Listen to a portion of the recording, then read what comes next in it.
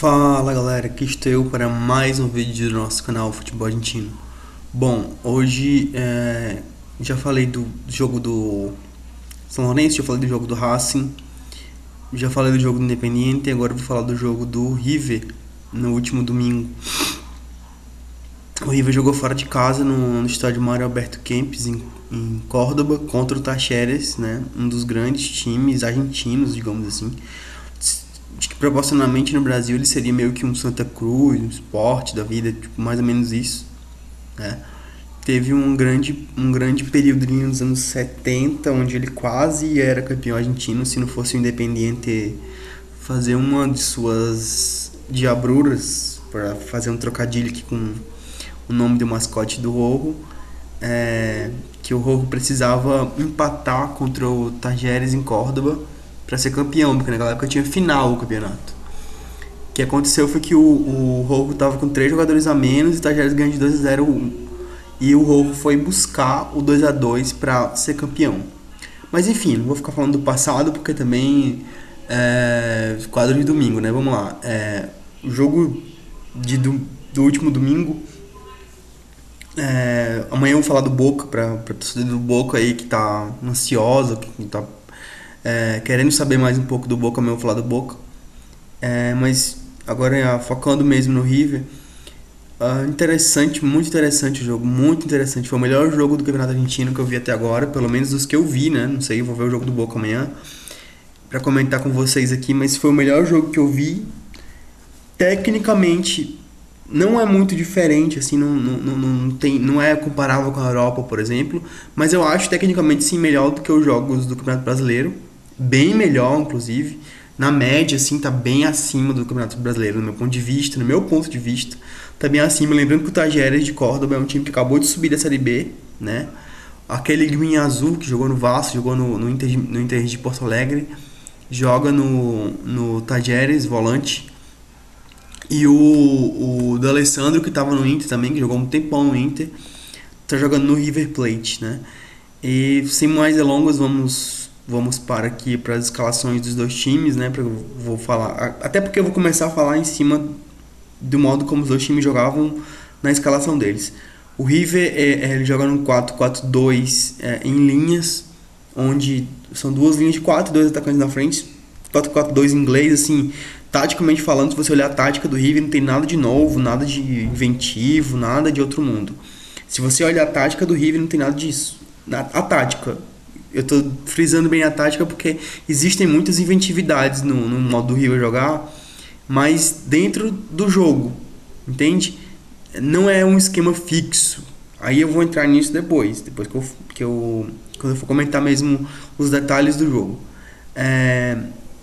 Moreira, camisa 4, lateral direita. Lá o lateral direito é camisa 4, como já falei pra vocês algumas vezes. A camisa 2 é o Maidana, zagueiro central. Camisa 3 o Mina, aquele Mina que tava no Del Valle, né? Foi vice-campeão da Libertadores. Casco, camisa 20, lateral esquerda. Camisa 22 é o do Alessandro, não, camisa 10. O do Alessandro aberto pelo lado direito, no meio campo, na linha de 4. Olha aí como é a ousadia do treinador, né? O que aconteceu no treinador ousado. Ponzo, número 23, né, o primeiro volante do time. Nacho Fernandes, camisa 26, o companheiro do Ponzio. Pete Martinez, Gonzalo Martinez, número 10, pela esquerda, aberto pela esquerda. E na frente, Driussi com a 10. Driussi com a 11, desculpa. E o Alário com a 13, né? Esse é o time do... o goleiro, esqueci, o Batalha, número 1, né? Esqueci de falar o goleiro. Enfim, agora eu vou falar da escalação do Talleres. O Talleres vem no 4-2-3-1, típico 4-2-3-1. Quanto ao esquema tático, nem durante o jogo, nem durante o jogo, nem muito menos na prancheta, tem muitas invenções, né? Um tipo 4-2-3-1. Camisa 22, Herrera, goleiro. Godoy, 25, né? É o lateral direito. Gandolfi, número 3, é o zagueiro central. Outro zagueiro central, Quintana. Kruspriski, né? É o lateral esquerdo, camisa 14.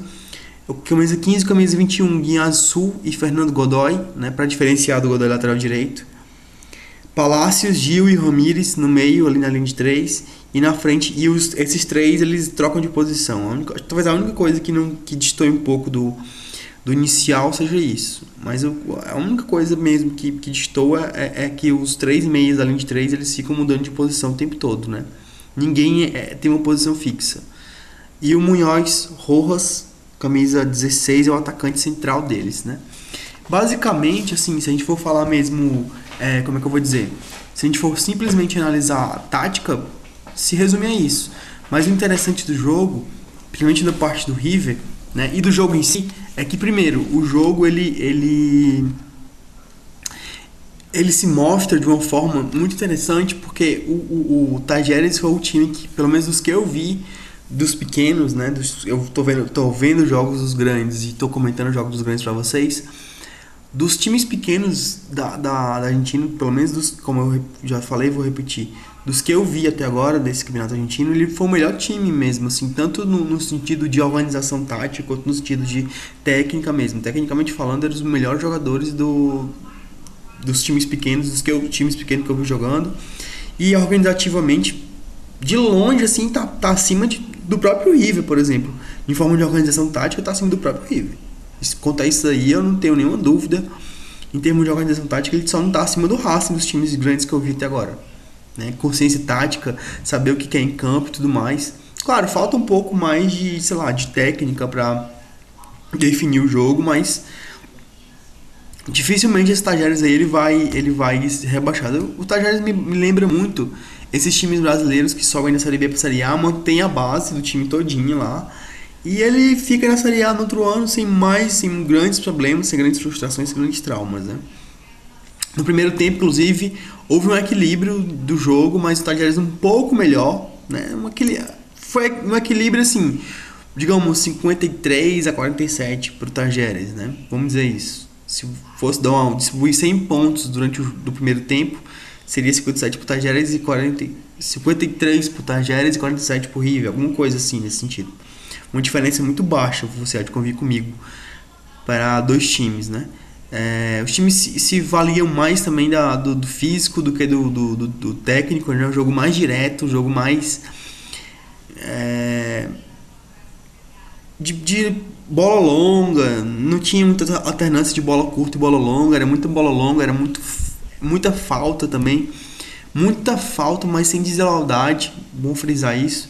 Muita falta, mas sem ser desleal. Os dois times, de parte a parte, fizeram muita falta, bateram pra caramba, mas não foram desleais. Eu achei interessante comentar, porque o futebol argentino, muita gente fala que o futebol argentino é desleal, que não sei o que. Não, é um futebol viril. Lembra um tanto quanto também um pouco o futebol inglês, lembra um pouco, não estou falando que lembra muito, mas lembra um pouco o futebol inglês.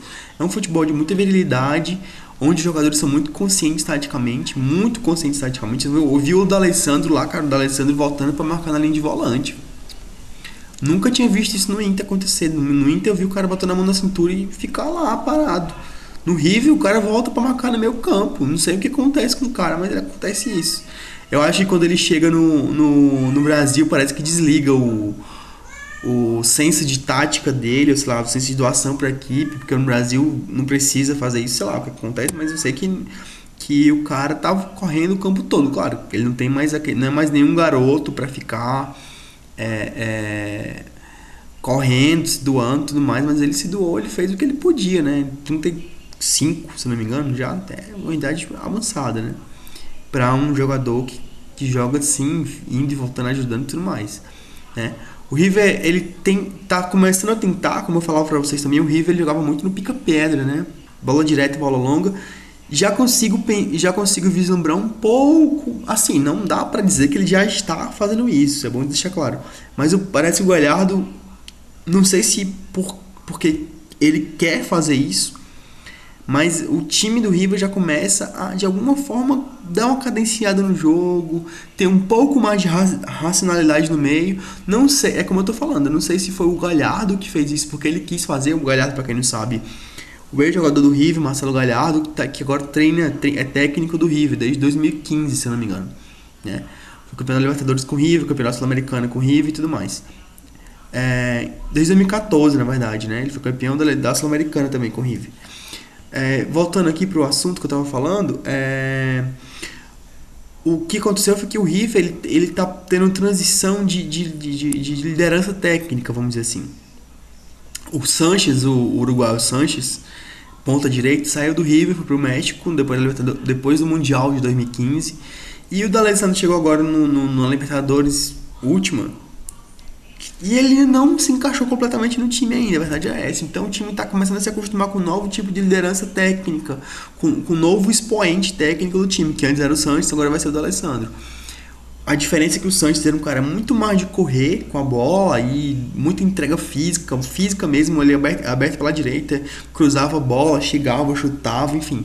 Era um jogador muito bom, mas era um jogador que não era aquele armador como é o D'Alessandro, que é mais cerebral, que bota a bola no chute e tudo mais. E a partir disso daí o D'Alessandro tá conseguindo começar a mudar um pouco a cara desse River, que tá ficando menos pica-pedra, como se fala, né? Menos apelando pra bola direta e tudo mais. A qualidade técnica que sempre foi como é que eu vou dizer? Sempre foi privilegiada, né? Sempre foi um foco no River, né? Isso, o primeiro tempo acaba 0-0, o segundo tempo, acho que o Tajeres ainda continua, volta para o segundo tempo melhor do que o River.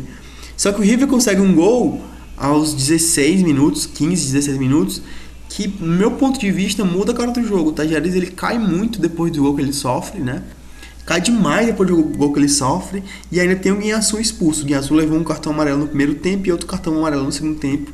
Acabou sendo expulso, o treinador altera, tenta colocar o time mais ofensivo, mas não dá.